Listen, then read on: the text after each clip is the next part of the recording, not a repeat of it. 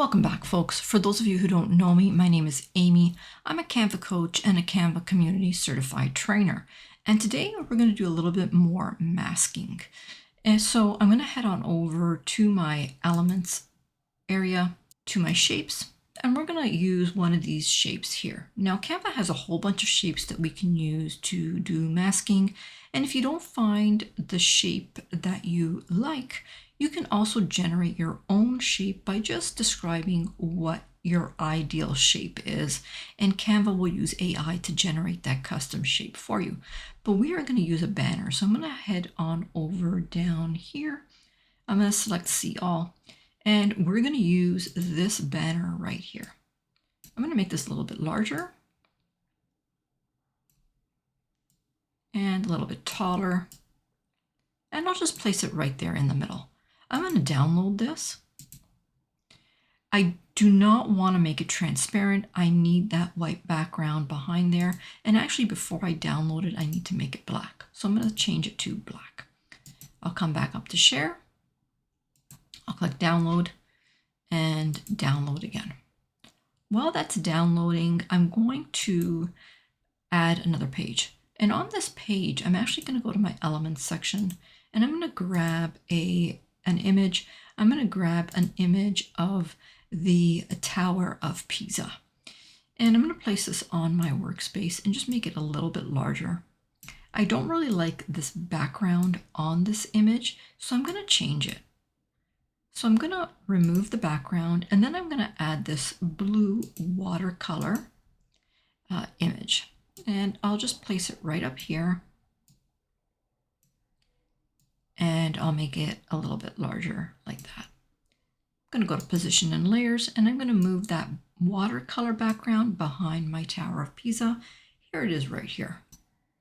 Now, before we download this, we're going to do one more thing. We're going to select that Tower of Pisa. We're going to go to Edit. We're going to go to Filters, and we're going to change the color of that Tower of Pisa. And we're going to use the Tundra option. And I'm just going to bring that down just a little bit like that. It's now time for us to download this design. So I'm going to come to Share. I'm going to download. I only want page 2 in this file. And I'll select Download. Now, I don't necessarily need to bring those 2 images back into Canva for my next step. So I'm just going to leave them on my computer for now. I'll create another page, and we're now going to go over to our Apps section, which is already selected here. And we're going to search for our Blend Image app, which we're going to use. So this is the one that we're going to use. We're actually going to use this one and this one, but we're going to use this one first. Going to open that up, and for the bottom layer we're going to use that banner that we created on page 1. So I'm going to choose that file. Here it is right here. And for the top layer we're going to use the Tower of Pisa. So for the top layer I'm going to choose the Tower of Pisa right here. Now here it is right here. We can see that we've got that white area all the way around. We've got our bookmark, and then we've got the image of the Tower of Pisa. Now underneath the top layer, we've got the blend mode, and we've got the mode screen selected. That's what we want to use. There's a whole bunch of different options here, but we are using the screen option. Underneath that, we've got adjust top layer. So I'm going to click the down arrow there, and we're going to do a little bit of adjusting. We can scale the image as large or as small as we want, but what we don't want is to see any of those black areas. If you see that, that means you've run out of image. And when you click Add to Design, you're going to see black areas on your final design. And I don't think you want that. At least I don't think so. If you do, that's great. But we're just going to make this large enough so that we don't see any black. We have the option to choose the horizontal offset, and we also have the option to choose the vertical offset. And I'm going to leave it right about there. And I'm going to add this now to my design. So here it is right here. I'm going to make this a little bit larger just so we can take a look at this. And we're going to do a couple of more things. So with this design selected, what we're going to do is we're actually going to go to that other blending app and we're going to create a faded effect from the top. So I'm going to click on this image blender.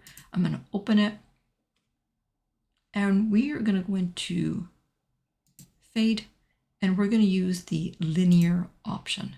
This is what it looks like right here. And we're just going to flip things around like that. And I'll bring this down a little bit. And we can customize the strength how we need to. I think I'm going to leave it like this. And I'll just say save. All right, we're going to do one last thing. We're going to go back to our original Tower of Pisa. Here it is right here. We're going to copy this and we are going to paste it over here.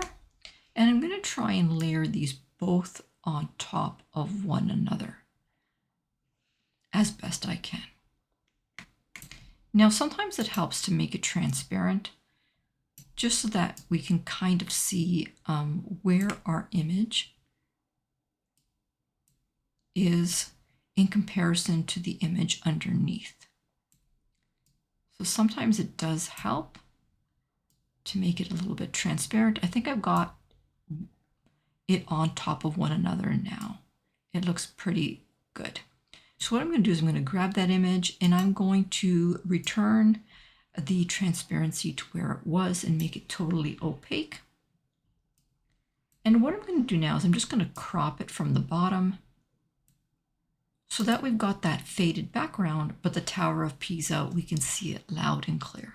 So that's pretty much it on this design. So let me know, what do you think? Is this something that you would use in your designs?